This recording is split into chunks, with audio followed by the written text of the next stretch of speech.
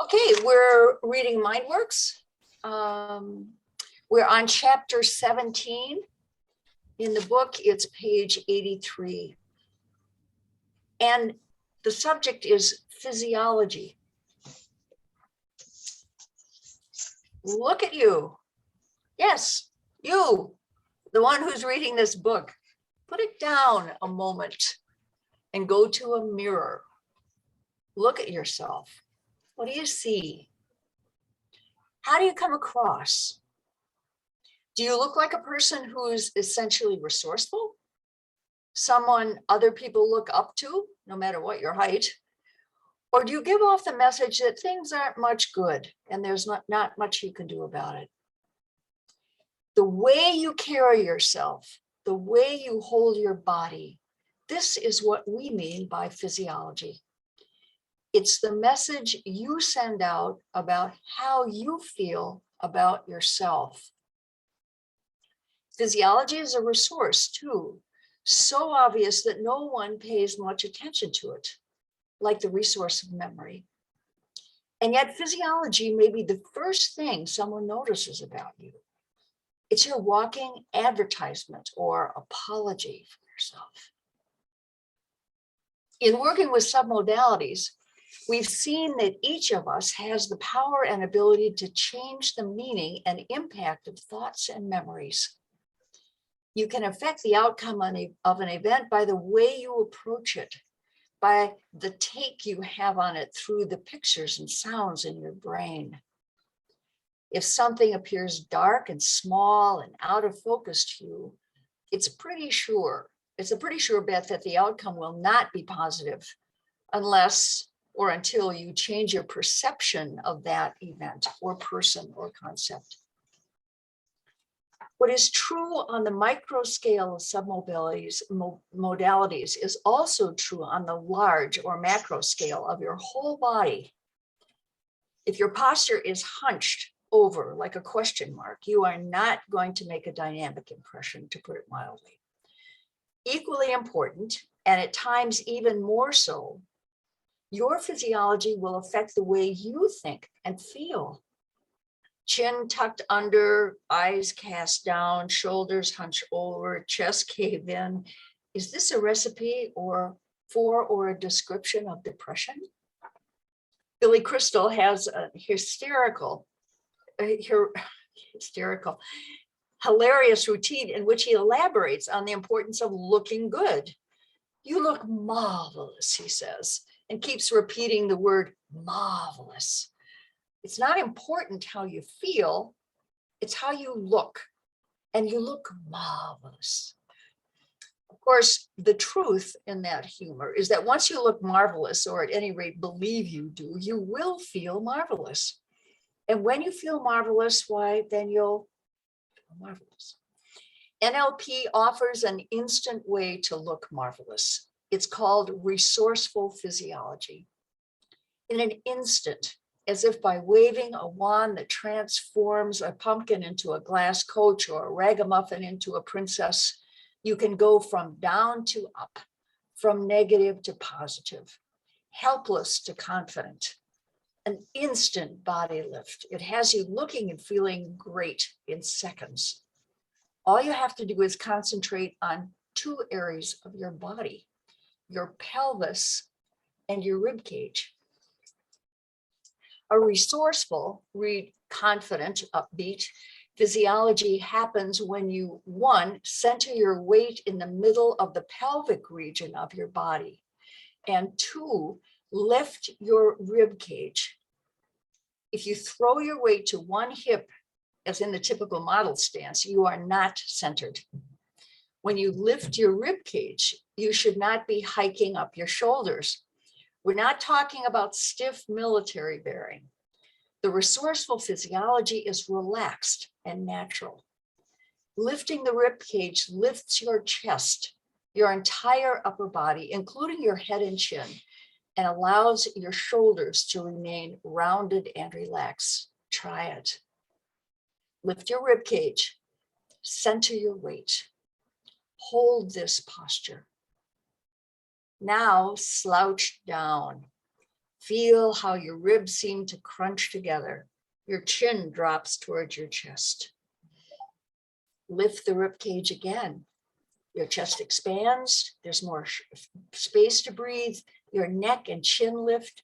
You can take deeper breaths, and you're probably feeling taller, stronger, and more in charge. Now shift your weight to one side. Notice how you feel, think, and look. Center your weight. In case you're still unsure about the power of positive physiology, try this experiment. Put your chin down, crunch up your rib cage, slump your shoulders, shift your weight to one hip, and try to think of a positive resource you have. Hard to do, isn't it? Now, center your weight and lift your rib cage. What happens? How many resources come instantly to mind? Or try the opposite. Think of a problem and look down at the floor. Your head down, rib cage caved in, and your weight on one side or the other. And ask yourself how to solve the problem. Now, straighten up, center your weight, lift your rib cage, and look up. Think of the problem and possible solutions. Doesn't this alert new posture give you a brand new perspective on the problem? The way we look at something influences what we're seeing. Remember the eye movements we talked about in chapter 7? One reason why looking up makes a difference is that when we move our gaze up above eye level, we're putting ourselves in the visual mode. Looking down puts us into feelings, and if they're negative, we're liable to get stuck. It's like the song about holding yourself tall when you're in a storm. If you look as though you're brave, you're bound to convince others and yourself as well that you actually are brave. Holding your head up is the first step to feeling up on top of things. The way you look and the way you feel are mirror reflections. When you're looking up, you'll soon be feeling up, and you'll notice that things around you are looking up as well. Resourceful physiology is only one of the ways to access your resources. Remember that what we're doing here is finding ways to make the resources we already have available to us when and where we need them. It's the search for buried treasure, keeping in mind that the treasure exists, has always been there, and will always be there, ready to yield up more riches the more you look. Your treasures, your resources are like the pages of a wonderful book. Each time you read them, you find something new, something you may have overlooked the first time, or if you didn't overlook it, it didn't have the same meaning then because your life hadn't caught up with it yet. But later, and partly because of reading that wonderful book, you changed your life. You did new things. And now the pages, the resources, the treasures come into their own. As in communication with others, communication with self is an interactive loop. As you increase your ability to imagine in pictures and sounds, to project yourself into the past and the future, your powers of imagination increase.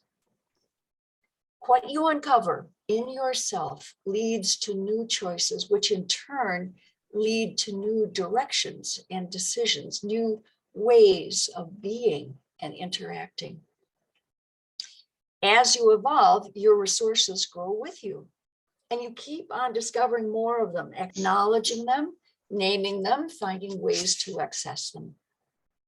These treasures, like love or understanding, have the capacity to increase the more you use them.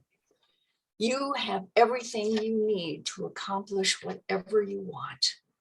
Believe it. Somebody want to read the exercise? Somebody else want to read it? No?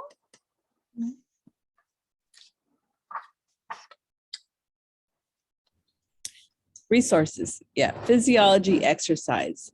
Number 1, pick a spot on the floor and label it resourceful physiology.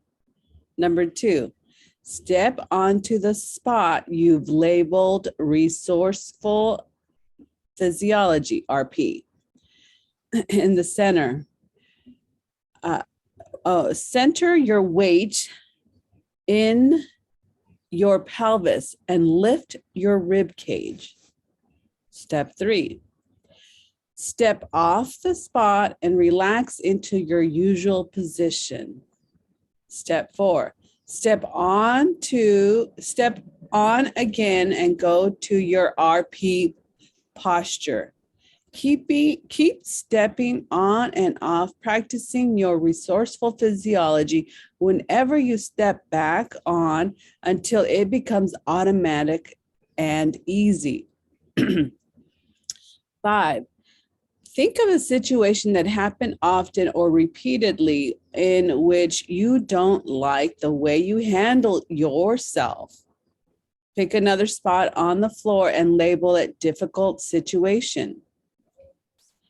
6, step onto the spot immediately, assume your RP posture and live through the difficult situation as though it happened right now. Maintain your resourceful physiology. Notice how you feel and think. The difficult situation has what? Changed for you. Has changed for you.